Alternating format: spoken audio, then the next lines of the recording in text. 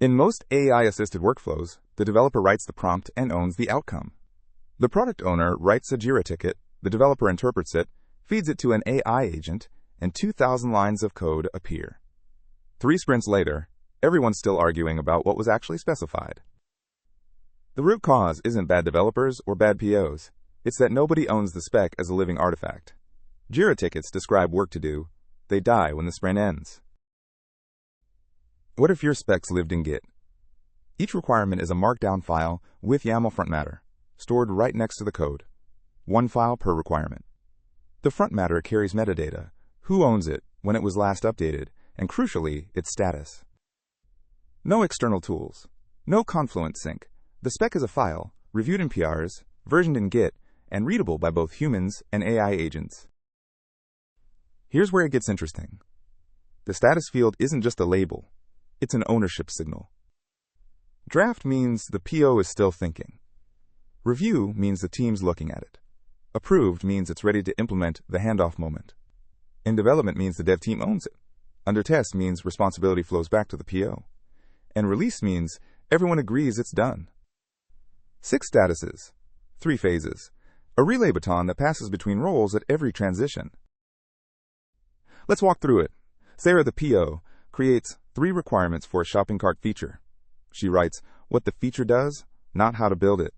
She adds acceptance criteria, status, draft.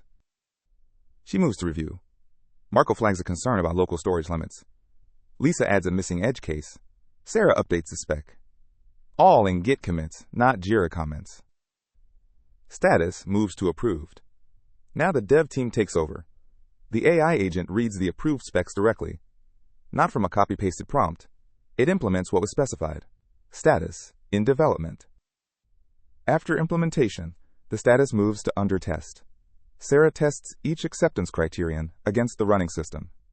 The person who defined the requirement is the person who accepts the result. Status released. This is the part most AI coding workflows get wrong. They give the AI maximum freedom and wonder why month 3 is a mess. In SPECLAN, AI agents read specs through structured tools, not ad hoc prompts. They only implement approved specs. A draft spec can't be accidentally implemented. The human governance layer stays intact, even when the coding is automated. The fix isn't more prompting. It's giving the AI a spec to follow and a lifecycle to respect. This isn't just for teams. If you're a solo developer, you're already playing all these roles. You just switch between them unconsciously. Specificator hat. Write specs. Think through edge cases. No coding yet. Implementer hat. Code from the approved spec, not from memory. Verifier hat. Check your own acceptance criteria. Did I build what I intended? This status lifecycle isn't bureaucracy. It's a mental discipline tool that prevents the idea to code with no spec failure mode. The PO owns the spec. The developer implements the spec.